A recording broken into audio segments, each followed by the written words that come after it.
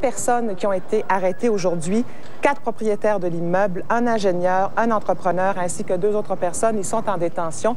C'est un immeuble qui avait subi des rénovations en 1986.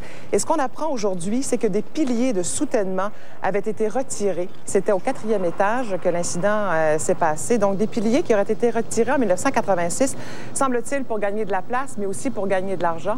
On nous dit que des matériaux, mauvais matériaux ont été utilisés pour faire les rénovations et que cet édifice-là ne rencontrait pas les normes de sécurité. Donc, 8 personnes ont été arrêtées. Si des gens, Isabelle, n'avaient pas eu ou avaient été surpris par les images, je pense qu'il serait possible de les remontrer à ce moment-ci pour que les gens là puissent prendre le temps de voir.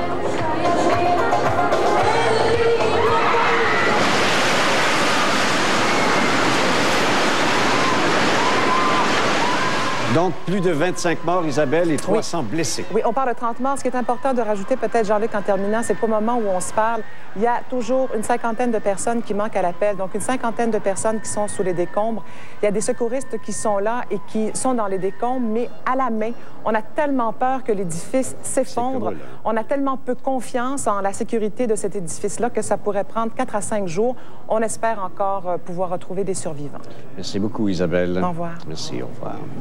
Une autre affaire maintenant, il y a des gens qui sont inquiets. On a mis des services de soutien et d'aide aux jeunes. Pourquoi? Parce que 6 enfants sont toujours hospitalisés suite à un accident de la route survenu à Magog, dans les cantons de l'Est. Les enfants étaient à bord d'une petite fourgonnette. On ne peut que penser au drame de Nicolet, mais heureusement, dans cette affaire, aucun mort. Une fillette, cependant, est dans un état grave et sérieux. Le reportage de Dave Parent. Ils étaient 6 enfants et un adulte à bord de la camionnette. Le groupe revenait d'un périple à Longueuil dans le cadre d'un échange étudiant. Et ces gens-là revenaient. Et à un moment donné, la conductrice a voulu éviter une marmotte sur le chemin. Et malheureusement, elle a perdu le contrôle de son véhicule et le véhicule a quitté la route. Et toutes les personnes à l'intérieur du véhicule ont été blessées grièvement.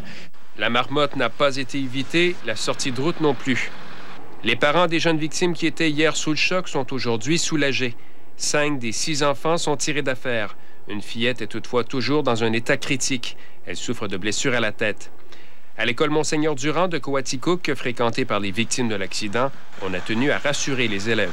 J'ai donné aux élèves un peu leur juste, évidemment sans étendre sur les données médicales, mais de dire que c'était un accident et que tout le monde était quand même relativement bien et qu'il fallait quand même continuer à vivre, il fallait pas s'arrêter, il fallait aussi passer notre journée en pensant aux enfants qui étaient un petit peu plus amochés aujourd'hui. On a permis aux enfants de poser toutes les questions, de dire tous les commentaires, d'exprimer ce qu'ils ont vécu là-dedans, d'exprimer ce qu'ils ont entendu aussi, et puis de leur permettre vraiment d'exprimer ce qu'ils avaient besoin de se dire.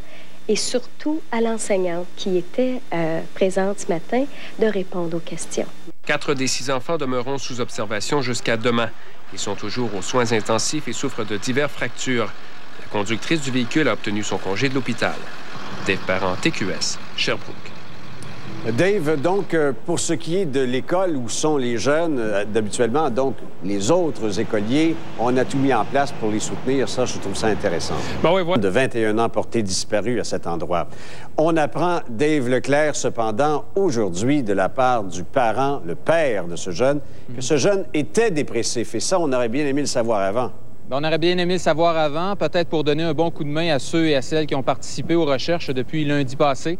Ce qu'on a appris aujourd'hui, c'est que le père nous a confirmé que son fils, Antoine Clich, 21 ans, qui est porté disparu depuis dimanche, était un homme plutôt timide, refermé sur lui-même, isolé, était sous médication également, probablement d'antidépresseurs. Cependant, son père, qui est lui-même médecin, n'a pas voulu confirmer.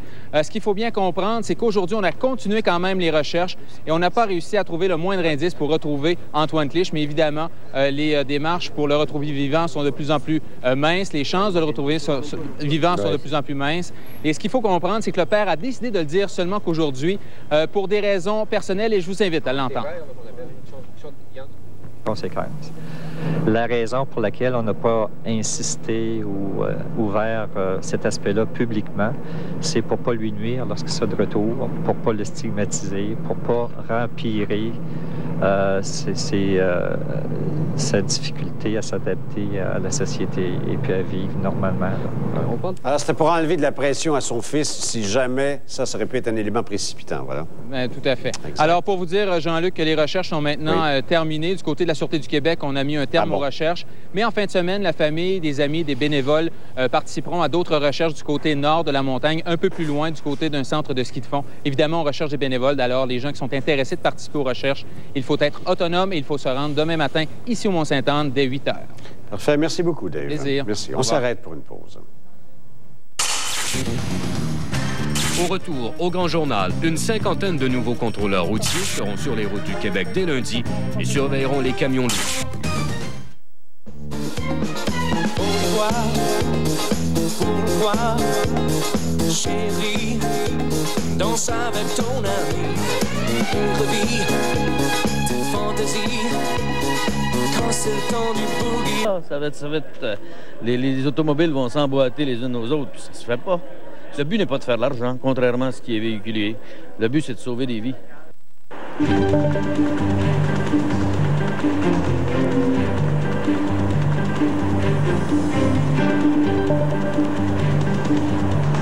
Il y a aussi le ministre de l'Éducation, François Legault, qui était de passage chez nous hier, celui-là, et il a lancé un appel à la mobilisation pour lutter contre le décrochage scolaire. Prenant la parole devant près de 200 personnes, le ministre en a profité pour confirmer l'importance de la vaste consultation sur la réussite scolaire auprès de 3000 écoles du Québec, dont une centaine dans la région. D'ailleurs, le ministre a annoncé qu'une somme additionnelle de 11,3 millions de dollars sera ajoutée au budget déjà alloué aux écoles de la Mauricie d'ici les 3 prochaines années. Interrogé sur le mécontentement des parents de l'école Cardinal-Leroy face au déplacement de son directeur, le ministre a souligné que la décision revenait au commissaire. Quant à l'abolition contestée des postes d'enseignants en orthopédagogie à la Riveraine, François Legault est d'avis qu'il s'agit là d'une saine administration.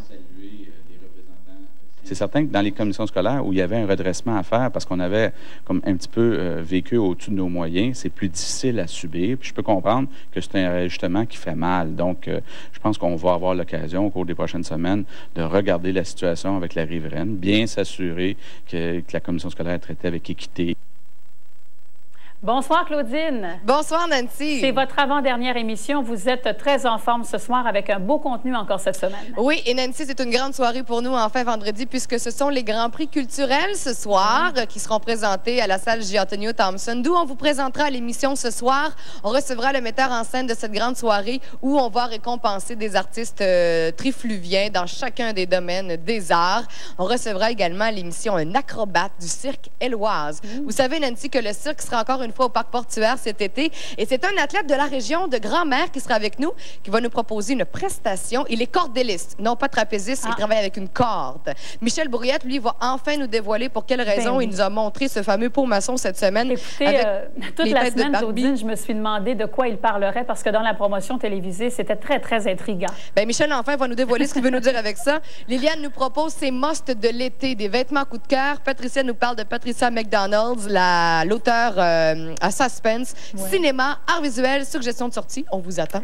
Faut pas manquer ça à 18h25. À tantôt. À tantôt. Voici maintenant notre offre d'emploi du jour pour étudiants. À la TUC, on recherche un technicien de la faune pour un emploi à 40 heures semaine. En fait, c'est un contrat de 23 semaines. Le salaire est de 12 $ de l'heure. On recherche des finissants en faune ou en technique en Amérique. Par les gardes de parc. France Legault nous a préparé ce reportage. Des scènes comme celle-ci, les campeurs devront s'y habituer. Depuis vendredi, la GRC assure maintenant la sécurité dans les 4 parcs nationaux du Québec, et cela pendant toute la saison estivale. Au Parc national de la Mauricie, une dizaine de gendarmes patrouilleront un site naturel de plus de 500 km². Notre tâche va être des fonctions, plus d'application de la loi au niveau de la loi sur les parcs Canada. Ces gendarmes devront aussi faire respecter le code criminel, la loi sur la sécurité routière et les autres lois fédérales, une tâche qui revenait aux gardes de parc depuis une trentaine d'années. Ils ne la font plus parce qu'un agent responsable de la santé et de la sécurité a ordonné à Parc Canada de protéger plus adéquatement les gardes du danger. Il recommande, entre autres, le port d'armes de service. Parc Canada en appelle de cette décision. Les plus grands problèmes qu'on avait dans le parc, c'est du chahut dans les campings, si on veut, à l'occasion. On a aussi toute la réglementation de la loi des parcs nationaux. Par exemple, en arrière-pays, les feux hors site, c'est des règlements comme ceux-là qui étaient appliqués. Mais si on parle de vraiment agression chez les gardes, actuellement, il n'y en a jamais eu. Le syndicat ne veut pas attendre qu'il y ait des agressions. Il dit qu'il faut agir puisque les gardiens de parc interviennent dans toutes sortes de situations. Alors, tout dépendant dans quel parc, bien, ils peuvent être appelés à faire de la circulation ou à constater des délits au niveau du braconnage, ou ça peut être, évidemment, quand ils travaillent en arrière-pays, c'est tous les animaux sauvages. En attendant que l'appel de Parcs Canada soit entendu, les gardes de parc effectuent leurs tâches connexes, comme la recherche et le sauvetage, ainsi que la conservation de la faune. Entre-temps, c'est la GRC qui patrouille à leur place.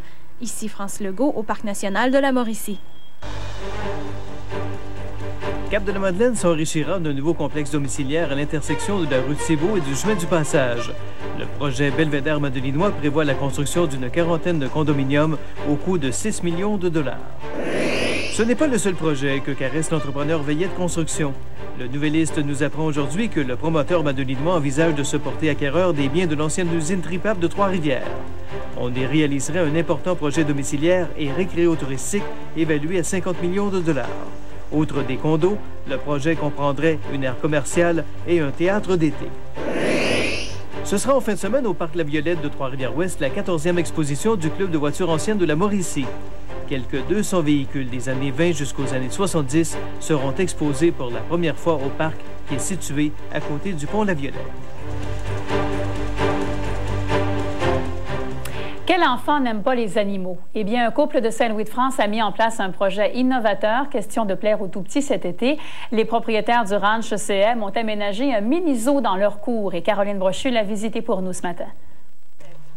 Très gourmand. Nourrir les chevreuils, s'amuser avec des cochons d'Inde, dormir une nuit sous un tipi, voilà ce qui attend les enfants au mini-zoo du ranch CM. Il n'y a pas un enfant qui n'aime pas les animaux. Des fois, les parents sont en appartement, les parents ne sont pas capables d'avoir, mais ni faire une visite, puis tu t'en retournes. Puis on fait ça vraiment à coût modique. Juste pour la visite au zoo, on demande 2 $. C'est vraiment pas coûteux, là. Un projet qui va plus loin qu'une simple visite. Les Lefebvre ont mis en place divers ateliers récréatifs pour offrir des camps de jour aux enfants de 6 à 12 ans. 10 moniteurs ont été embauchés pour initier les tout-petits au monde animal. À un moment donné, il y a du tir à l'arc pour les enfants, on fait du canot, après ça, on fait de l'équitation, on a une visite en forêt avec des animaux qui bougent, qui ne sont pas des véridiques. Beaucoup de temps, beaucoup d'ouvrages, et puis aussi, c'est un peu dispendieux quand même, les animaux sont quand même assez chers. Ben oui, j'imagine que ça peut tourner autour de combien, un projet comme ça? Oh, ça l'entoure, mettons, pour se donner l'entour 20 000 $. Les enfants feront la connaissance de 25 espèces animales différentes, passant du renard de l'Arctique aux oiseaux d'Asie. On s'est enligné dans des races qui sont faciles d'approche, à apprivoiser. Fait que les gens, c'est ça qu'ils aiment, leur toucher, les soigner. Mais le mini-zoo pourrait devenir grand, puisque ces visionnaires ont bien l'intention d'adopter de nouveaux pensionnaires. Les loups, j'aimerais bien ça. Puis quelques ours aussi. Mais d'ici là, parions que les enfants auront suffisamment de quoi se laisser séduire. Ici, Caroline Brochu, à Saint-Louis-de-France.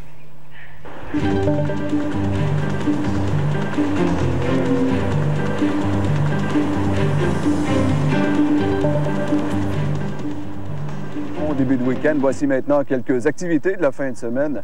D'abord au baseball junior, les Aigles de Trois-Rivières reçoivent Sherbrooke au stade municipal. Les Aigles ont subi leur première défaite de la saison contre cette même équipe hier soir à Sherbrooke. Maintenant, au Colisée de Trois-Rivières, les hommes forts seront présents avec des gabarits très imposants. Ce sera le championnat de l'Est du Québec et ils tenteront de faire la sélection pour le championnat provincial de cette même discipline. Football collégial, c'est le début du processus, puisque c'est le camp de sélection des Diablos de Trois-Rivières qui débute ce soir. 3 jours de sélection et de travail intense pour des joueurs qui tenteront de faire la formation collégiale 2A, sous la direction, encore une fois cette année, de Martin Croteau. Tenu hier soir au Centre Les Rivières avec la participation des corps policiers de la région, une activité qui a permis d'amasser 7 000 $ qui seront remis à la Fondation Charles Bruno. Là-dessus, merci de votre attention. Passez une excellente fin de semaine et on se retrouve lundi à 18 h.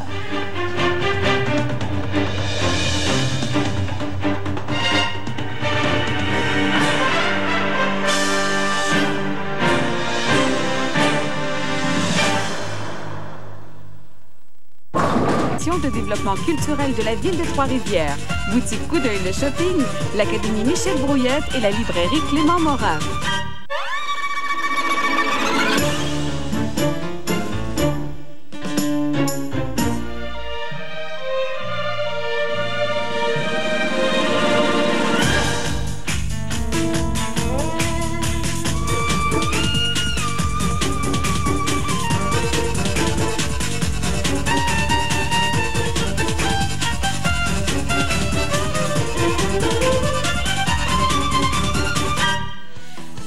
Bonsoir tout le monde! Bonsoir, bienvenue à Enfin Vendredi, en direct ce soir de la scène de la salle J. Thompson. On vit un peu le pré-gala des Grands Prix culturels. Vous savez que c'est ce soir à 20h. Et j'ai un scoop pour vous. Approchez-vous un peu. Ce soir, au Gala des Grands Prix, on va avoir un extrait du spectacle Excentricus qui va être présenté tout l'été au Parc Portuaire, le Cirque Éloise qui va être là. Et l'athlète qui a accepté de nous présenter son petit avant-goût de ce spectacle-là en est un de la région. Il est natif de Trois-Rivières. Il a vécu à Grand-Mère pendant plusieurs années. Et pour nous, maintenant, un petit avant-goût du spectacle de cet été. Mesdames et messieurs, pour votre plaisir, Marcus!